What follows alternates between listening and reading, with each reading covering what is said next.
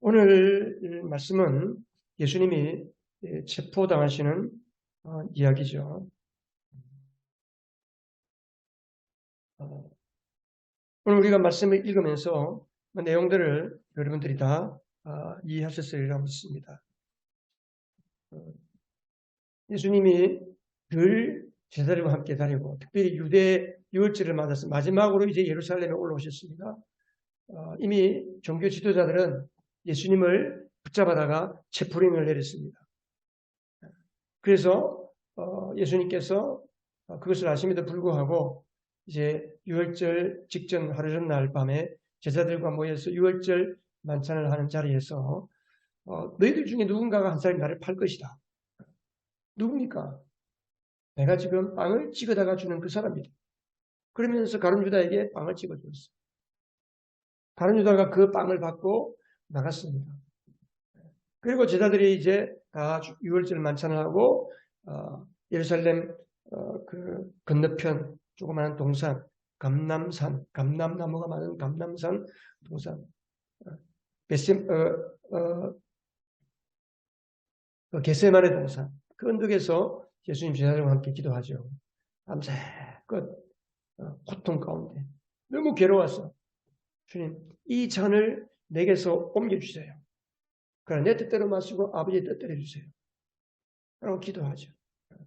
결국은 기도의 자리에서 일어나고 이제 자리에서 일어났습니다. 일어났는데 그 시간에 횃불을 들고 가룟 유다가 대제사장들에게 허락을 받고 대제사장들이 보낸 성전 경비대 그리고 로마의 군사들 그리고 칼과 몽둥이를 들고 횃불을 들고 예수님을 잡으러 왔습니다. 예수님께서 이 모든 것을 아십니다. 이제 이들에게 체포당하시고 밤새껏 신문당하시고 내일이 되면 십자가에 죽을 것을 우리 예수님은 다 알고 계십니다. 그런데 그들에게 물었습니다. 너희들이 누구를 찾느냐? 그랬을 때 그들이 다 뒤로 나눠빠져서 땅바닥에 쓰러졌다고 그랬습니다. 너희들이 찾는 그가 내다. 그랬을 때 베드로가 옆에 있다가 칼을 내서 대제사장의 종 말고라는 그 종의 귀를 잘라버렸습니다. 칼을 칼집에 꽂아라. 칼을 쓰는 자는 칼로 망한다. 내가 이 때를 위해서 왔다. 그러면서 예수님이 담담하게 그 모든 상황을 맞으시고 체포를 당하시는 내용이죠. 우리가 오늘 이 말씀에서 몇 가지 질문을 하면서 오늘 하나님께서 여러분들에게 어떤 응답을 주시는지 여러분 삶에 갖고 있는 오늘 하나님 앞에 응답받기 원하고 여러분 앞에 가지고 나온 기도의 제목을 하나님이 어떻게 응답하시는지를 응답을 받으시기를 바랍니다.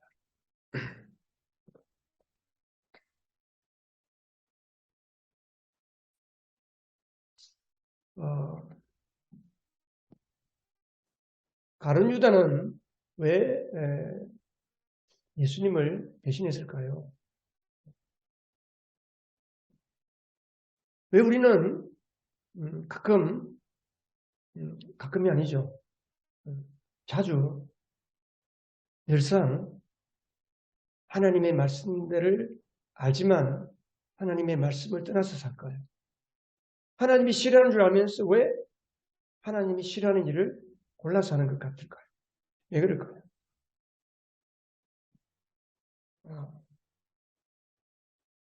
또 베드로는 왜 칼을 꺼내서 그 대제사장의 종의 귀를 잘랐을까? 자, 가룟 유다가 왜 예수님을 배신했을까요? 가룟 유다는 3년 동안 예수님을 따라다녔습니다. 예수님이 누군지 몰랐을까요?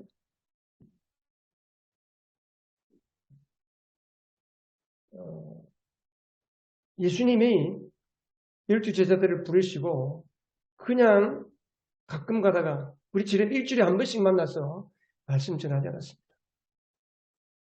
예수님은 그들과 함께 먹고 자고 늘 같이 함께 했습니다. 마가복음 3장 14, 15절에 보면 예수님께서 그들을 제자로 뽑으신 이유가 세 가지인데, 그들과 함께 있게 하고 예수님과 함께 있게 하시려고. 왜? 예수님을 보고 배우게 하려고. 그래서 그들에게 수많은 기적과 수많은 하나님 나라의 말씀들을 가르쳐 주셨습니다. 그리고 귀신을 쫓아내는 권능을 주시기 위해서. 그리고 또 나가서 예수 그리스도의 말씀, 하나님의 나라를 선포하도록 전도도 하기 위해서 그들을 불렀습니다. 그 중에 가룟 유다도 있었습니다. 3년 동안 따라다니면서 예수님을 몰랐을까요? 그는 예수님을 몰랐습니다. 예수님을 몰랐을까? 예수님을 알았다면 예수님을 배신할 수가 없습니다.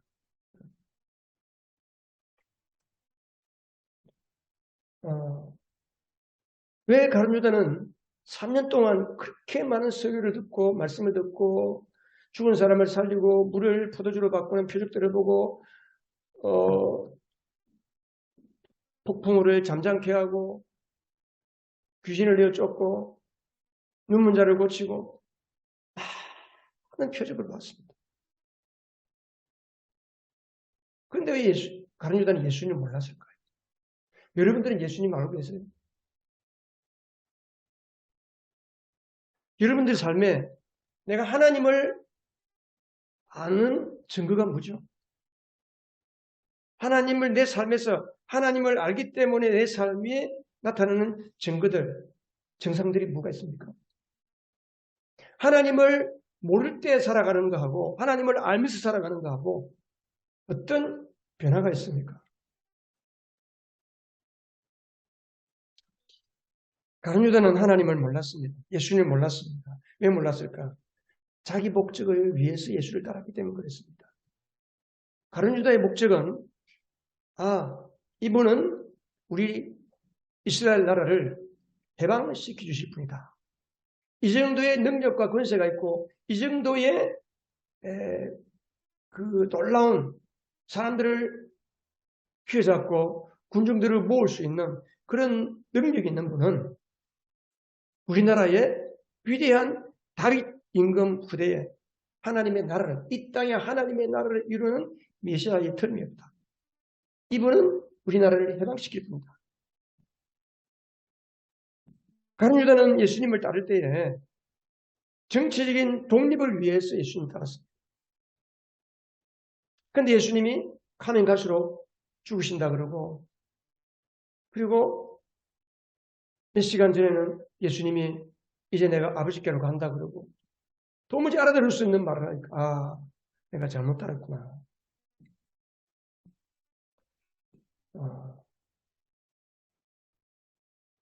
쉽게 말하면 내 목적을 가지고 내 야망을 가지고 내 관점을 가지고 내 눈을 가지고 말씀을 듣고 예수를 믿으면 하나님의 말씀이 내 마음에 새겨지지 않습니다.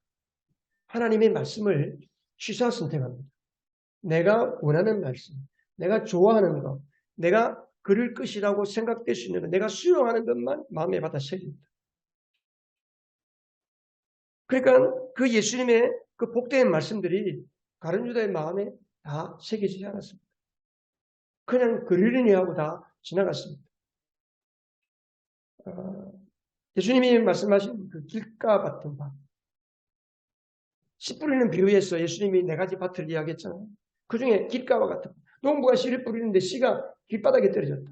길바닥에 떨어지면 그 딱딱한 길바닥에 씨가 뿌리를 내리지 못하니까 적시로 새가 와서 먹어버린다 했어요.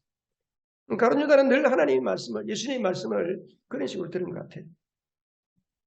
자기 목적, 내 안목, 내 눈을 가지고 예수를 따르면 우리는 하나님의 말씀을 아무리 아멘 해도 적시로 그냥 마귀가 뺏어가 버립니다. 예수님이 그랬잖아요. 마귀가 그 말씀을 뺏어가 버립니다.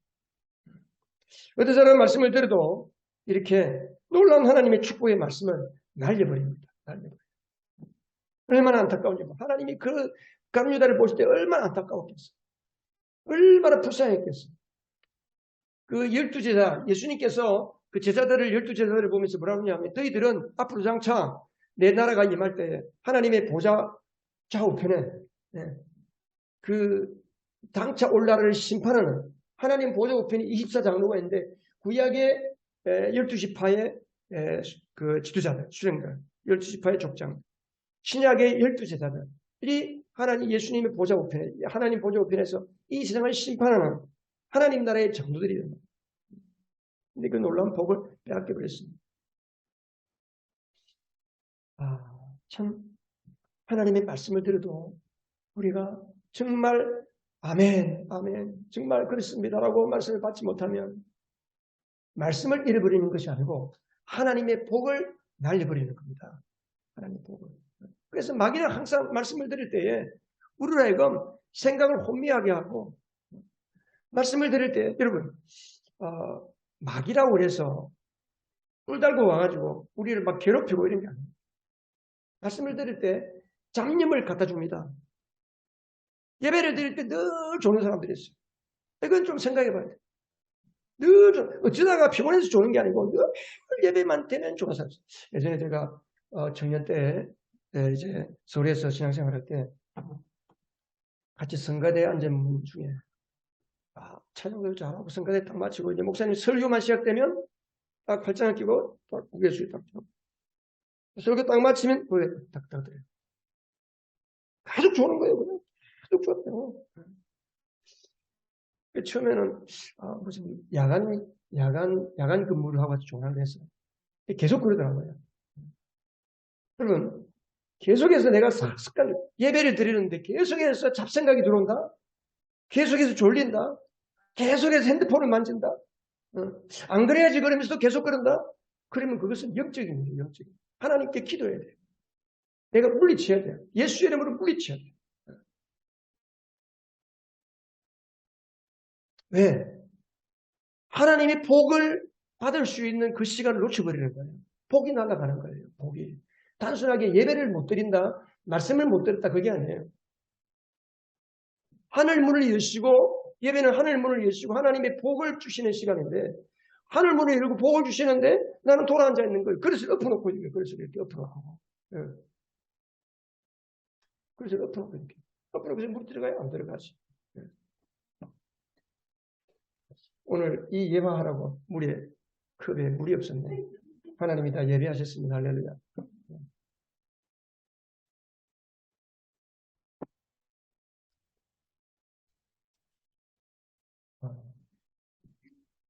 여러분 오은영 씨 텔레비전에 나오는 거 봤습니까?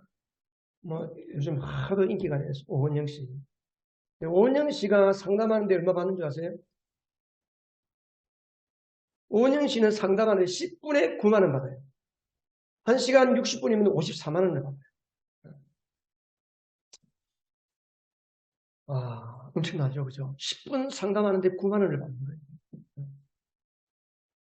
여러분, 하나님의 말씀이 오은영 씨의 상담과 비교될 수 있을까요?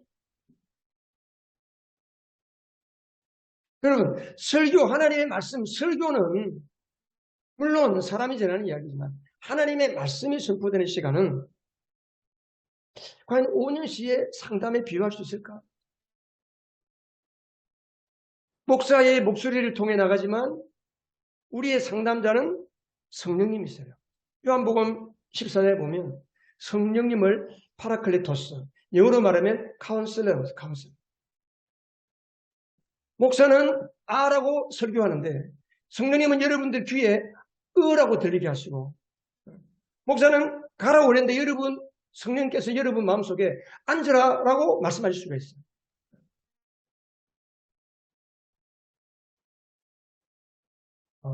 30-40분 설교에 값을 매긴다면 얼마쯤일까? 오은영 씨 그 상담료에 비하면 얼마쯤 매길 수 있을까요? 여러분 설교를 돈 내고 듣습니까? 어때요? 헌금하는 게 설교 듣는 값입니까? 아니잖아요. 그죠? 공짜로 설교를 들어요. 공짜. 공짜가 아닙니다. 하나님의 말씀을 들을 수 있는 마음과 귀를 주시려고 그의 아들 예수님을 십자가에 못 박아 주셨어요. 예수님의 몸값을 주시고 우리로 하여금 하나님의 말씀을 듣게 하셨습니다. 설교를 듣는 가격으로 매긴다면 예수님의 몸값이에요. 몸값. 비교할 수가 없어요. 이런 엄청난 세계 최고의 값을 지불하고 우리가 이 시간 하나님의 말씀을 듣고 있는 거예요. 여러분, 하나님의 말씀을 들을 때에 옥토가 되시고 마음을 여시고 귀를 여시고 활짝 여시고 아멘으로 받아들일 수 있는 은혜가 있기를 바랍니다. 귀를 열고 마음을 똑바로 하고 눈을 뜨고 마음을 활짝 열고 주님께 집중할 때에 하나님의 말씀이 여러분에게 축복으로 임하게 될 줄을 믿습니다. 그래서 가룟 유다가 세상에서 가장 불쌍한 사람, 가장 불쌍한 사람. 인류 역사에 가장 최악의 악인이 누구냐? 가룟 유다예요. 가룟 유다. 예배 드릴 때마다, 모일 때마다 본디오 빌라도하고 이 가룟 유다. 예수님, 여러분, 인류 역사의 가장 큰 배신자, 우리나라의 가장 큰 배신자가 누구예요? 인류 역사의 가장 큰 배신자는 가룟 유다예요. 가룟 유다. 가장 악인이에요. 가장 악인.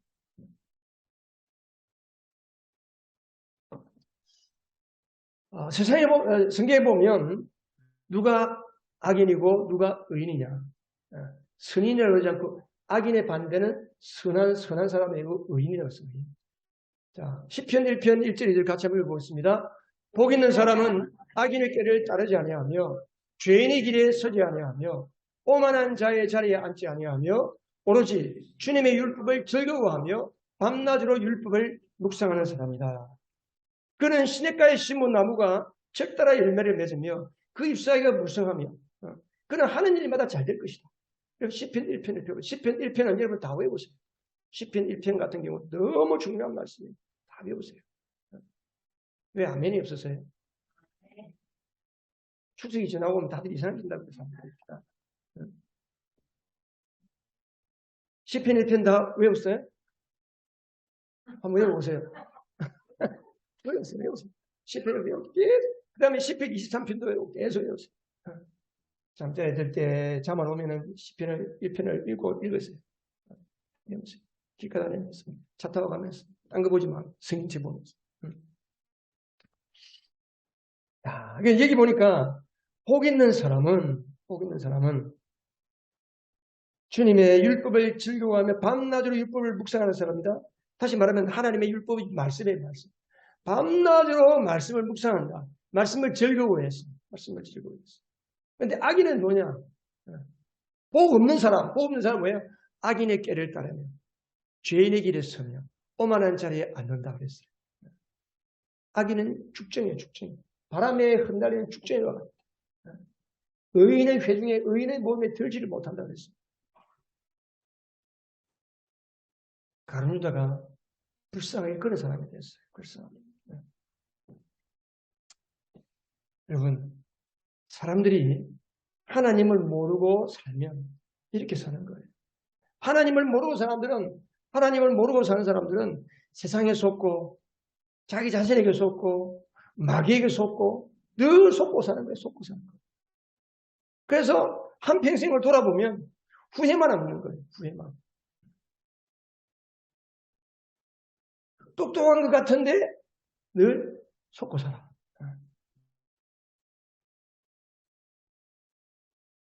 여러분, 우리는 하나님을 어떻게 따르고 있습니까? 여러분이 매일 매 순간 하나님의 말씀을 따르고 사는 사람이라면, 복 있는 사람이라면 한번 돌아보십시오. 내가 하나님 앞에 복받은, 예수 믿는 사람은 복받은 사람입니다. 하늘의 복, 땅의 복을 다 하나님이 신령한 복을 주시는데 그 복을 받은 사람의 무엇을 보고 사람들이 나를 보고 복받은 사람이라고 말할까? 여러분, 세상 사람들도 꼭 돈이 많고 큰 집에 살고 모든 것이 다 잘 돼야지만이 복받았다라고 말하지 않습니다. 조금 머리가 있는 사람, 생각할 수 있는 사람은 아무리 가난하고 질병이 있어도 사람들이 볼 때, 저 사람은 참 복이 있구나. 어떤 관점에서 보면 참 저 사람은 가진 거 없는 게 없는 사람인 것 같은데 저 사람 참 복이 없구나. 안 믿는 사람들도 어느 정도로 알 수가 있어요. 그죠? 여러분들이 복 있는 사람이라면 어떤 모습을 보고 내가 복 있는 사람이라고 알 수 있을까? 네. 어떻게 해서 내 인생이 그렇게 됐을까? 한번 생각해 보시기 바랍니다. 두 번째, 베드로는 왜 칼을 떼내서 그 말고의 대제사장 말고의 귀를 잘라버렸을까? 예. 여러분, 베드로가 칼을 꺼내서 대제사장의 종을 귀를 잘란 이유가 뭘까요? 예? 예수님을 지키려고. 예수님을 지키려고. 자기 힘으로 예수님 한번 지켜보려고.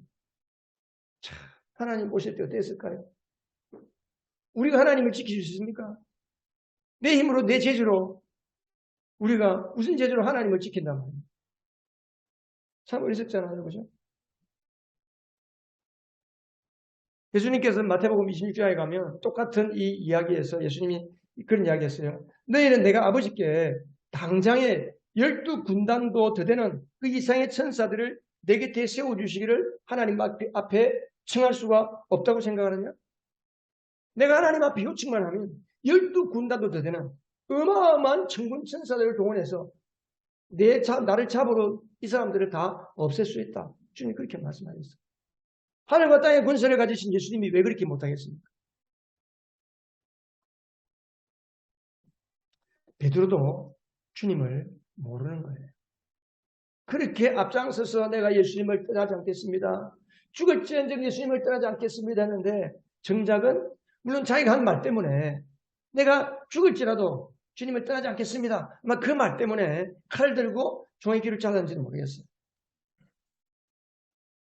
그런데 따지고 보면 베드로도 주님을 모르는 거예요.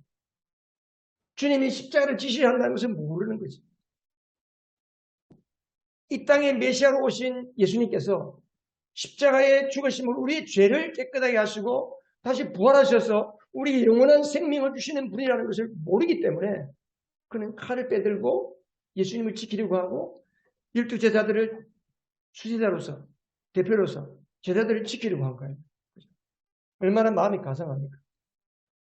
하나님께서 보시고 참 기특하다 그랬을까요?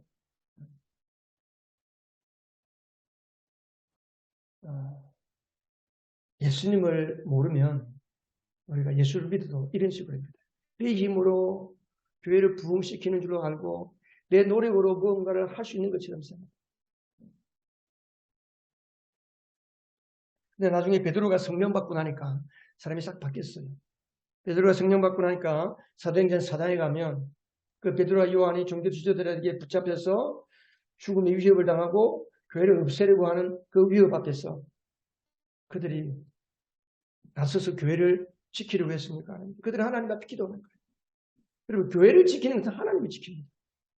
마태복음 16장에 가면 내가 내 교회를 세우리니 예수님께서 예수님의 교회를 세우는 거예요. 그래서 예수님의 교회를 음부의 권세, 죽음의 문들이 이기지 못합니다. 사람의 교회는 마귀가 흔들 수 있을지 몰라도 예수님의 교회는 마귀가 흔들 수가 없거든요. 마귀가 이길 수가 없어요. 그러니까 교회에 문제가 생기고 내 삶에 문제가 생기고 내 믿음에 문제가 생기면 내 노력으로 해결하려고 하는 것은 하나님을 모르는 사람은 그렇게 해요. 그런데 하나님을 아는 사람은 기도하는 거죠. 기도의 자리에 나오는 거죠. 그래서 예수님께서 십자가 지시기 전에 체포당하시기 전에 밤새껏 땀방울이 핏방울 되기까지 기도하신 거죠.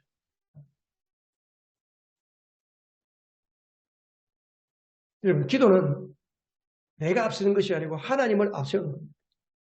기도는 하나님을 따라하십니다. 기도는 하나님을 앞세우는 것이다. 기도는 하나님을 앞세우는 것이다. 기도는 하나님을 앞세우는 것이다. 자, 여러분, 기도만 했나요? 기도만 하면 될까요? 그러면 아닙니다. 우리는 기도만 하고 손 놓고 있으면 됩니까? 아닙니다. 여러분, 기도는 하나님이 하시도록 맡기는 거예요. 기도를 하나님이 하시도록 맡기는 자는 하나님이 어떻게 하시는지를 기도를 통해서 보게 됩니다. 기도하면서 하나님이 원하시는 것이 무엇인지를 깨닫게 됩니다. 하나님께서 기도하는 자에게 하나님이 어떻게 하시도록 알려주시고 가르쳐주시고 길을 보여주시는 거죠.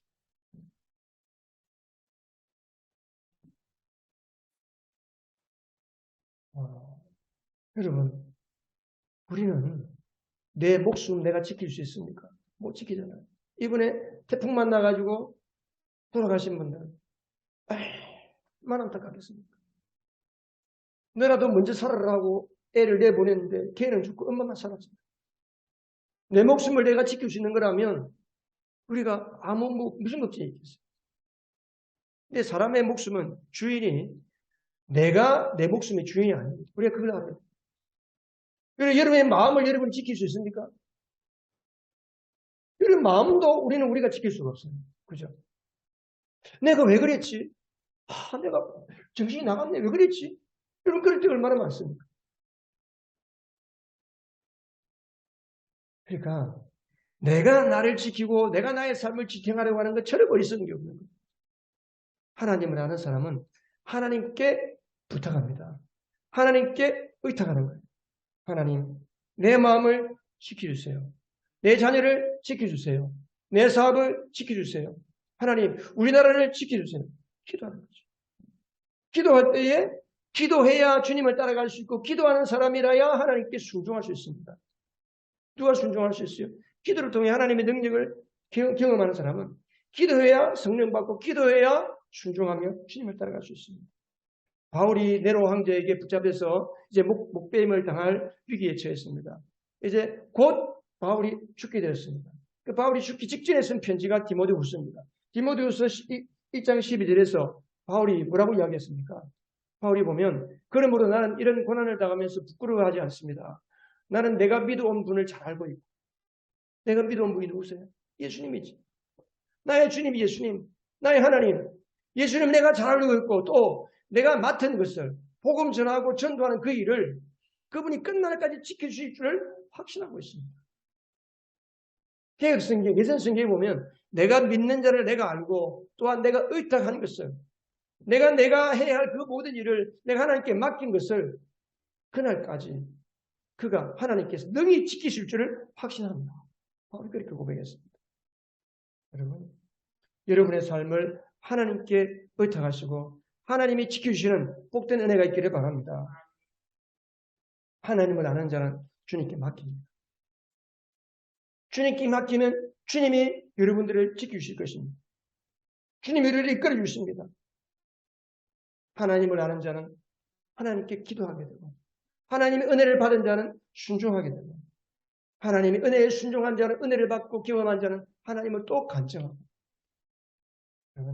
여러분의 길을 하나님께 맡기는 믿음의 사람, 그 믿음을 위해서 주님 앞에 기도하시기 바랍니다. 근데 예수님께서 칼로 대제사장의 종이 귀를 자른 그 베드로를 향해서 뭐라고 그랬어요? 11절에 보면 그 칼을 칼집에 꽂아라. 아버지께서 나에게 주신 이 잔을 내가 어찌 마시지 않겠느냐. 예수님이 하신 말씀을 보면 예수님이 이제 모든 걸 다 포기한 것 같아요. 이제 내 힘으로 할 수 없다. 나는 포기다. 과연 예수님이 포기하셨기 때문에 말씀하셨을까요?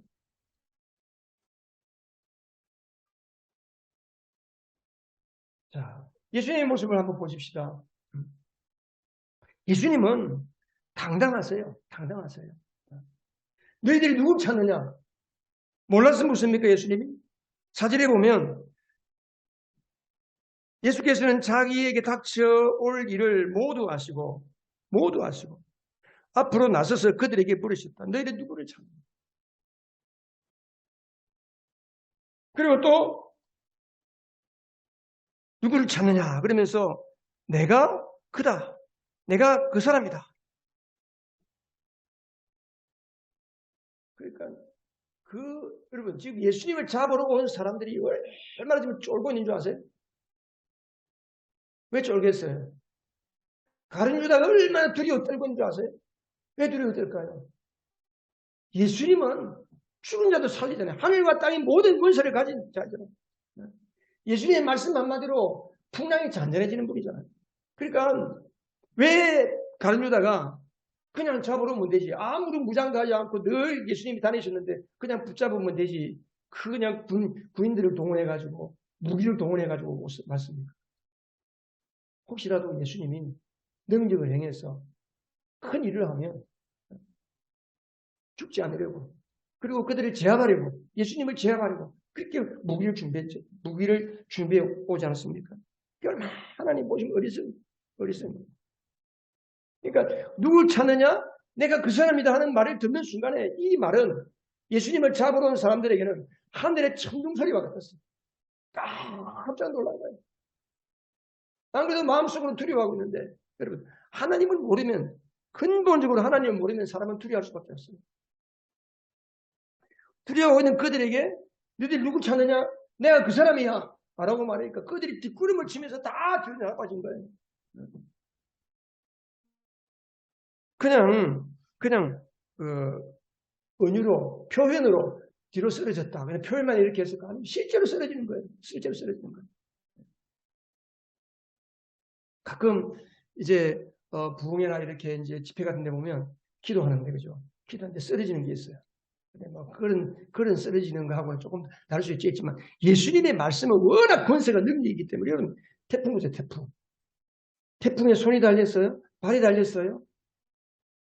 태풍은 그 바람으로 모든 것을 다 쓰러뜨리잖아요.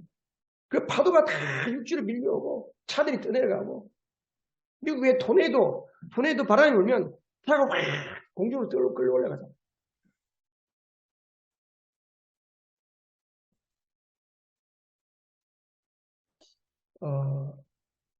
시편 9편 10절 보면 주님을 찾는 사람을 주님께서는 결단코 버리지 않으시므로 주님의 이름을 아는 사람들이 주님만을 의지합니다. 자, 여기 보면 이게 좀 잘못됐는데 시편 29편 제가 시편 29편에 가면 무슨 말씀이냐면 시편 29편 5절 7절에 보면 주님께서 목소리로 백향목을 쪼개시고 레바논의 백향목을 쪼개신다. 주님의 목소리에 불꽃이 튄다. 하나님이 말씀하시면 그 아름드리 백향목 나무가 그렇게 단단한 나무가 쫙 쪼개지는 거예요. 그 정도로 하나님의 말씀은 권세 있고 능력이 있습니다. 그러니까 너희들이 누굴 잡으러 왔느냐? 내가 그다. 그러니까 그들이 다 잡아서 쓰러진 거예요. 말씀의 권세입니다. 말씀의 능력입니다. 여러분, 예수님은 말씀 그 자체잖아요. 말씀 그 자체. 요한복음 1장 1절에 보면 태초에 말씀이 계시니라. 말씀이 하나님과 함께 계셨고 그 말씀은 곧 하나님이시다. 모든 만물이 그로 말미암아 지어졌으니 그가 없이는 된 것이 아무것도 없다. 예수님은 태초부터 원래부터 말씀으로 존재하신 하나님이셨어요. 그 말씀으로 존재하신 하나님이 사람의 몸을 입고 오셔서 우리 가운데 거하신 분이, 우리 가운데 사신 분이 예수님이세요. 그 예수님을 잡으려고 온 거예요. 어리석게도.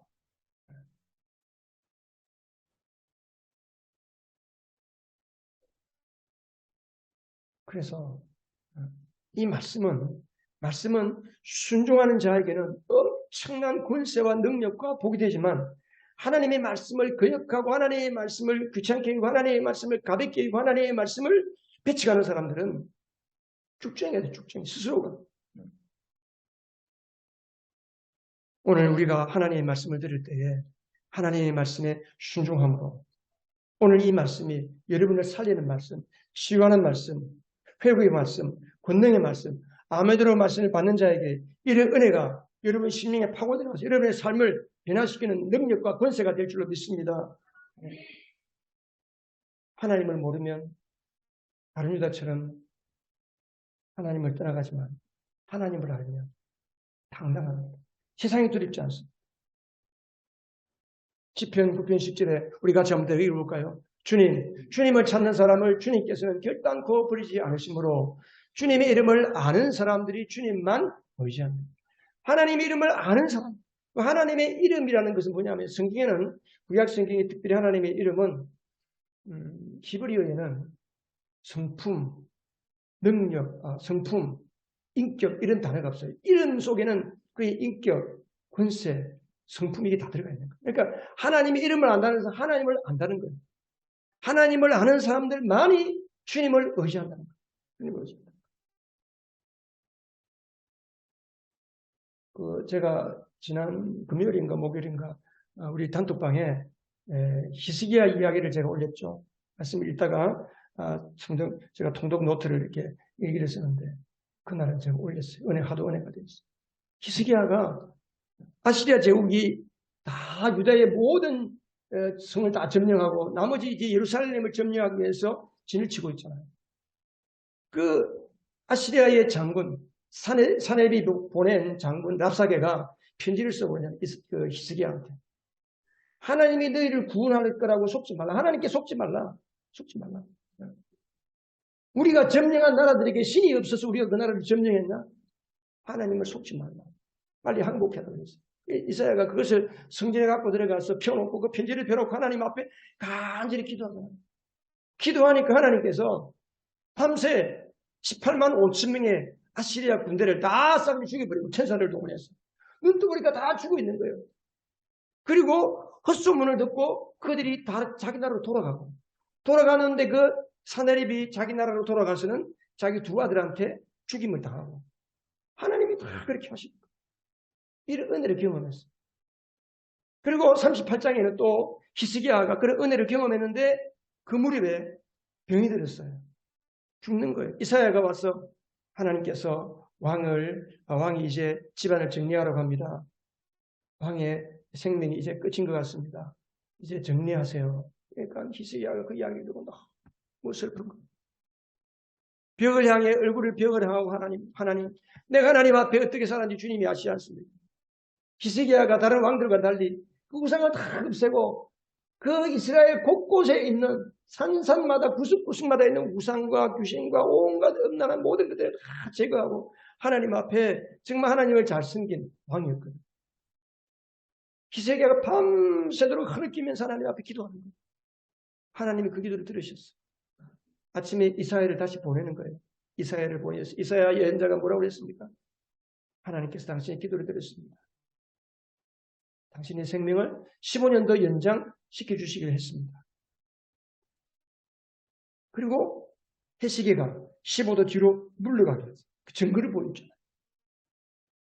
그래서 히스기야가 이렇게 병이 난 소식에 너무 기뻐서 바벨론 왕이 축하하러 와서 사절단을 데리고 축하하러 온 거예요.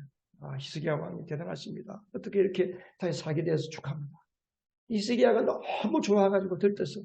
보물창고를 다 이를 보여주는 거예요. 모든 나라에 있는 곳간 구석구석 보물되는 비밀한 모든 것을 다 이를 보여주었어요. 이사야가 다시 왔습니다. 왕이시 어쩌자고 그렇게 했습니까? 앞으로 바벨론이 이 나라를 쳐들어올 때 왕이 보여준 모든 것을 다 가져갈 겁니다. 그 히스기야가 뭐라고 그랬어요? 히스기야가 기가 막힌 이야기 하잖아요. 이사야 앞에. 그저 내 때만 평안하면 됩니다. 그것으로 나는 족합니다. 저는 그 말씀에서 깜짝 놀랐어요. 아니 어떻게 히스기야가 이렇게 말할 수 있지? 그럼 또 내가 잘못했네요. 하나님 내가 실수했습니다.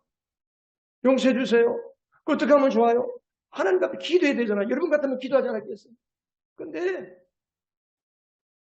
히스기야가 그냥 내 때만 평안하면 되죠. 내 자식은 잡혀가서 4시가 되든지 뭐 관계없습니다. 저는 그냥 내 때만 평안하면 됩니다. 이런 이야기를 하고 있죠. 이런 이야기. 왜 그럴까요? 히스기야가 그렇게 하나님의 은혜를 경험하고 하나님의 놀라운 사랑을 받았음에도 불구하고 하나님을 몰랐다는 거예요. 우리가 기적을 경험하는 거하고 하나님 은혜를 받는 거하고 하나님을 아는 거하고는 차이가 있는 거예요.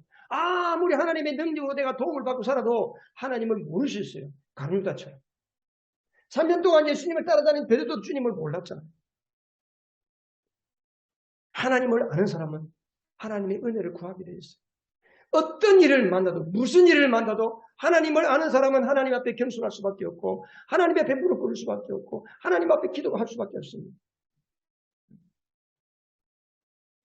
하나님을 모르기 때문에 자기 힘과 자기 노력에 매달리는 거예요. 문제가 생기면 누구를 찾아갈까? 누구의 도움을 받을까? 어디서 얼마나 그 대출을 받을까? 좀 인간적인 생각만 돌아가고 있잖아요. 하나님을 아는 사람은 어떤 문제가 있든 크고 작든 어떤 문제든지 간에 하나님 앞에 먼저 무릎 꿇고 기도합니다. 하나님을 알면 하나님을 먼저 찾는 사람이 됩니다. 여러분 하나님의 은혜를 먼저 구하시기 바랍니다. 하나님의 은혜를 아는 것이 우리의 힘입니다. 여러분에게 무엇이 힘입니까?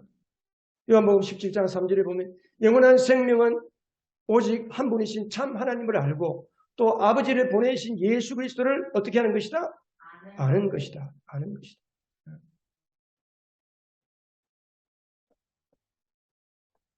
베드로서 3장 18절 같이 읽겠습니다. 우리의 주님이시며 구주이신 예수 그리스도에 대한 지식과 그의 은혜 안에서 자라가십시오. 아멘. 아멘. 소크라테스는 뭐라고 그랬어요? 내 자신을 알라고 그랬어요. 그게 내 자신을 알라는 게 네가 모른다는 것을 알아라 그런 말이에요. 네가 모른다는 것을 알아. 사람들은 자기가 모른다는 것을 몰라요.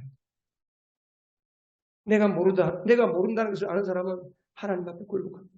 내가 내 힘으로 할 수 있는 것이 별로 없다는 사람은 하나님을 의지하게 됩니다.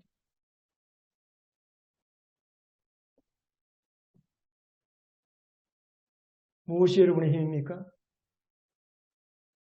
기도하십시다.